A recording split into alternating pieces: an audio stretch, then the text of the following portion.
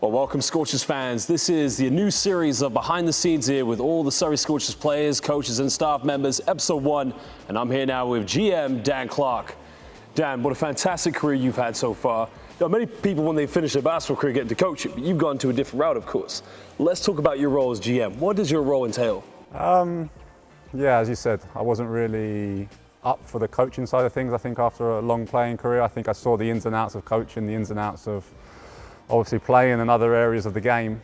And the one that was most appealing to me was, the management side of things. Because you get to see and deal with lots of different situations. It's not just about basketball and on-court performance, although that's a huge part of it. You get to talk, you touch on things with commercial teams, you get to touch on things with, with the finance and things like that, which, you don't realise as a player just how important things are and how difficult things are from a behind-the-scenes point of view. And as a player, you kind of take it for granted. So it's an ongoing process, it's a learning process for me at the moment. But yeah, it's extremely exciting, and I'm enjoying every day. Every day I wake up, wanting to go to work, wanting to be at the sports park and improving or making things better here as we go on. Now, you've only been here for 60 days. You've just started. It's not a lot of time to see what's going on, but in that time you've been here so far, what have been the developments that you've seen here at Surrey Scorchers? Yeah, definitely. I think that, as you said, the first 60 days, it's definitely been interesting. Obviously, I've come from a background of elite level basketball. I've seen basketball at the highest level across the world, and bringing that insight into the BBL and into more specifically into Surrey, it's been extremely interesting. I think Surrey's a great place for basketball to grow first and foremost. It's got everything we need here. Our links with the university, our links with the local community. And how the team is starting to build, I think it's extremely exciting. On the first look at things, the season's not going, as we expected in terms of the win-loss column, but I think the structure is being built and being put in place for us to be extremely successful in the future.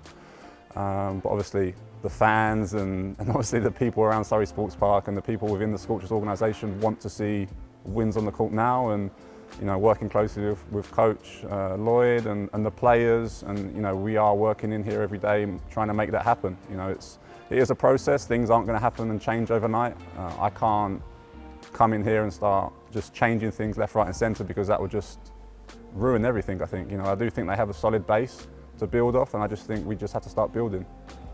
Let's talk about challenges, of course. You've had a fantastic career in the Spanish ACB.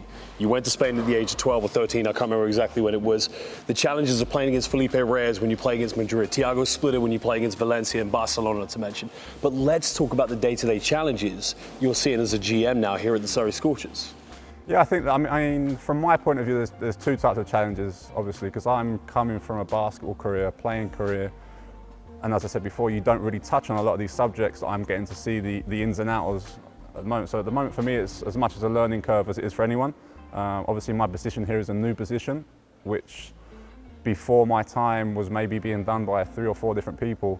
So it's just that as much of an adaptation is for me coming in and being my kind of first real world job. It's an adaptation for everyone here. So as I said before, like the changes, we're not going to see the changes straight away from me bringing me in. And I do think I can help, and I do think things will get better, and I do think my knowledge and what I've seen in basketball throughout all these years, both from a playing side, off the court, what we've done in terms of our outreach programs and things like that, I think that will all be a big help. But obviously, everything has a process and everything takes time. So it's just finding that balance at the moment of what I can change right now and what I can affect, from day one, and what I can affect in the next 2-3 years, and what our plans are for those next 2-3 years, basically. Now, before we go on to the future of this franchise, one thing I think the fans want to know about is, your perspective on them. You come here on a game day, there's never an empty seat in this house.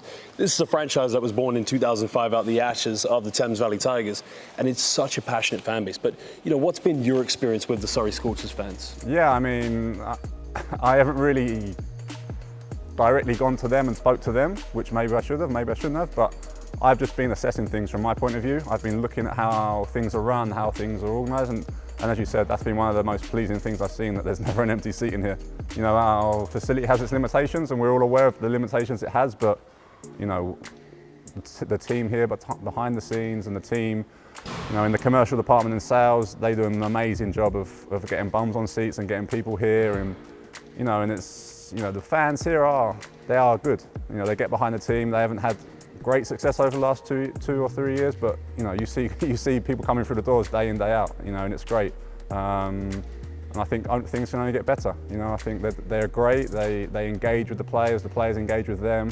Our fan zone after the game is one of the biggest highlights, I think, on a game day here. So yeah, as I said before, there's loads of things for us to build on and grow as a team and as a club. But yeah, that's definitely one of the more exciting things I think I've seen since I've been here. Now, you talk about growth, of course. I mean, this is a club in its early days. A lot of success came when it was known as the Guildford Heat. It's been a really hard last few seasons, of course, for the Surrey Scorchers.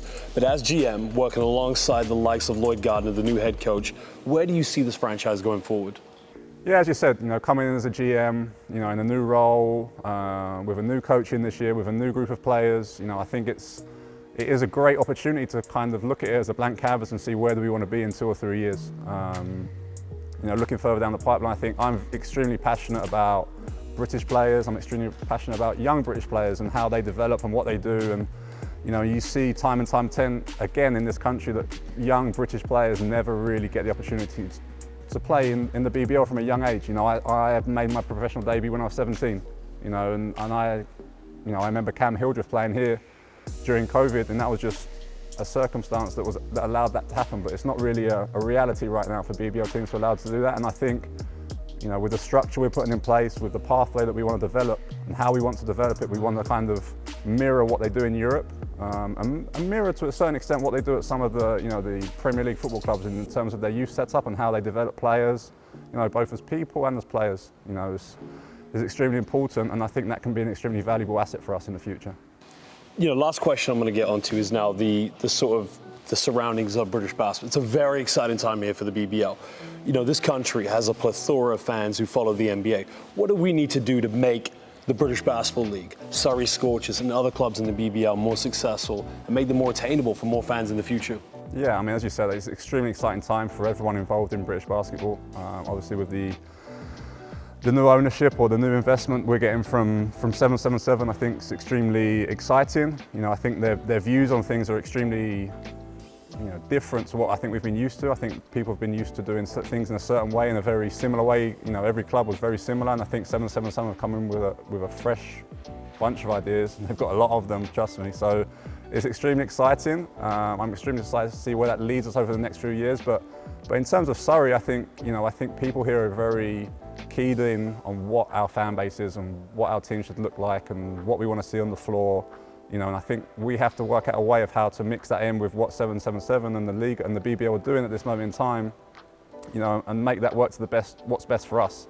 It's all very well the BBL and everything growing, but we want to grow with them, and we've got to make sure that we are in place and we're doing what's best for Surrey and best for the BBL. I'm going to ask one more question because I think the fans need to know a bit more about Dan Clark. You've played against NBA players. You've had a wonderful career in the ACB. You've played for some fantastic teams. Tell the fans watching right now, in your career, what was the most special moment that you will always remember for the rest of your life? I mean, that's a very good question. I've been extremely fortunate throughout my career. I played professional basketball for pretty much 20 years now.